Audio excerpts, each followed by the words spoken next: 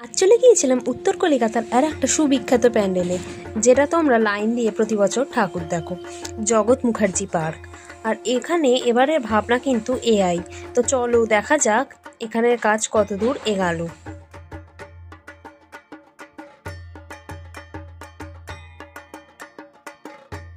এখানে কিন্তু মণ্ডপের মধ্যে প্রতিমা তৈরি করা হচ্ছে, আর এখানে মায়ের বাহন সিংহটাও কিন্তু রেডি করা হচ্ছে, দেখতেই পাচ্ছ।